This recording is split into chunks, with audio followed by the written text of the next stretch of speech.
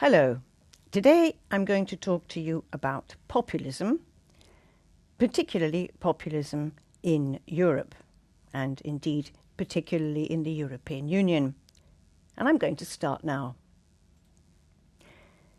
The economic crisis hit us all in 2008. There was much alarm and despondency all round, but not really panic. In fact, people, the voters, decided that they wanted reassurance in those difficult times. They wanted a safe pair of hands. And so they stuck to mainstream political parties. In the United Kingdom, we had a Labour government and then subsequently a Conservative government. Mainstream.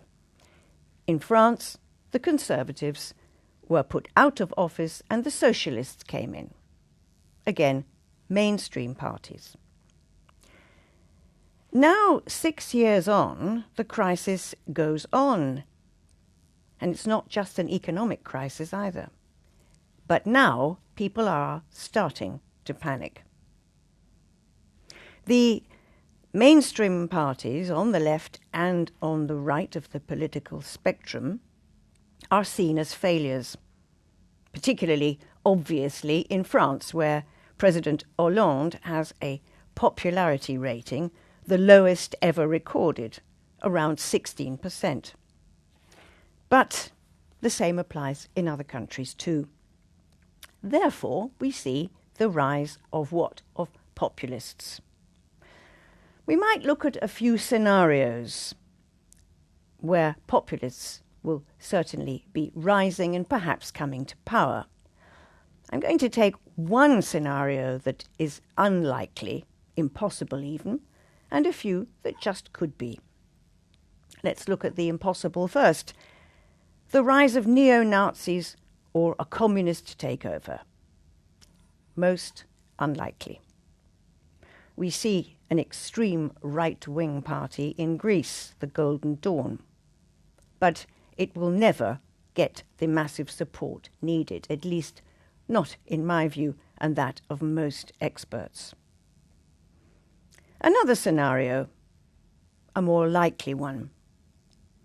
The populists come into power in some form or other, and they turn out to be just as useless as all the rest. We have an example of this in the Netherlands, the LPF party, which was in a coalition in the Netherlands in 2002. They pledged to do all sorts of things, to throw out the immigrants and stop traffic jams, all of which proved a little difficult, and so that was their downfall. They promised too much and disappointed people. Another scenario: mainstream parties decide to revise their policies and compete with those populists.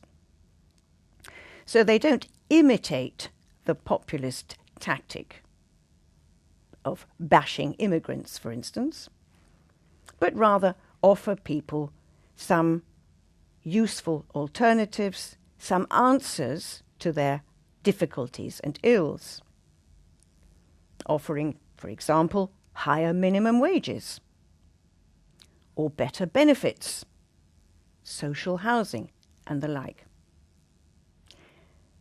A century ago, the big mainstream parties in power created welfare states in order to prevent misery of working class people, as Karl Marx had then predicted.